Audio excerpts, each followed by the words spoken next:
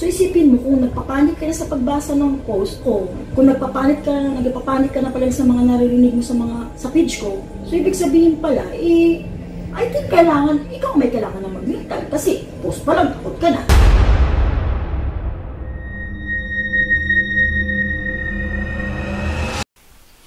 Hello po mga ka-PTV, sa video na ito ay tatalakayin natin ang kinakatakutan ng lahat na nabiguan sa Metro Manila ayon sa mga visions ni Madam Bunty Baldwin. Pero kung ikaw hindi pa nakasubscribe sa aking channel, baka naman.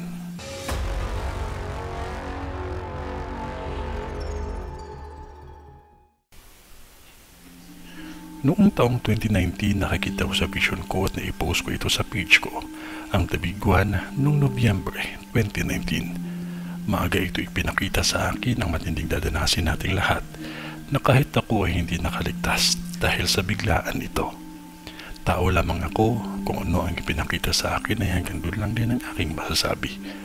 Walang may alam kung kailan tatama ang nabiguan, kundi ang Diyos ang malamang.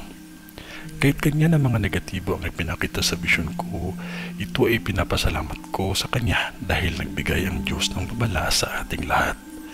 Huwag ninyong hanapin ang puro lamang positibo na pangitain.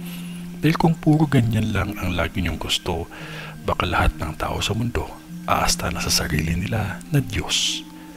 Makagawa na ng kasamaan sa kapwa nila dahil hindi na makita o malaman kung ano ba ang tama o mali.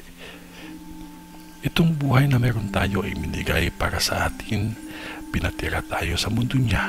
Ngunit ang tanong ko, ito ba ay pinapahalagahan natin? Inaalagaan ba natin ang mundo? Ang buhay na ibinigay niya, atin bang pinapahalagahan?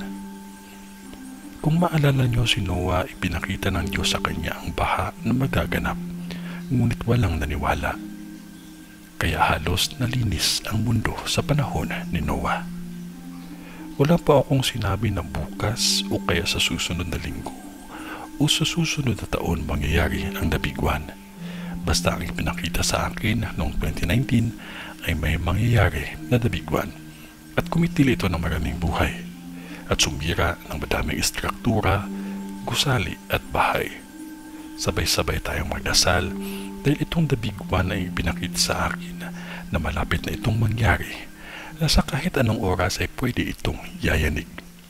Kaya nakikiusap ako na sabay-sabay tayong manalangin ng taimtim sa Panginoon na sana huwag na nating danasin pa ito.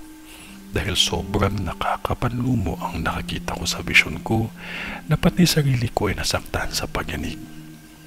Gaya ng sabi ko sa prediction 2025, madaming lindol ang mararamdaman natin sa taong ito na halos maya-maya na ito nagpaparamdam. Huwag nating sayangin ang bawat oras para maipakita natin sa mga mahal natin sa buhay na mahalaga sila. At huwag nating kalimutan na manalangin at ihingi sa Diyos ang gabay. Bilang misyonary, ibinabahagi ko lamang ang nais at pinarating ng Panginoon upang tayo ay makapag-ingat. Tubig, flashlight at pagkain. Kahit anumang oras, dapat ay hindi tayo mawawalan yan. Ito ay ang Vision ni Madam sa The Big One. Sa ngalan ng Diyos Ama, ng Diyos Anak, at ng Diyos Espiritu Santo. Amen.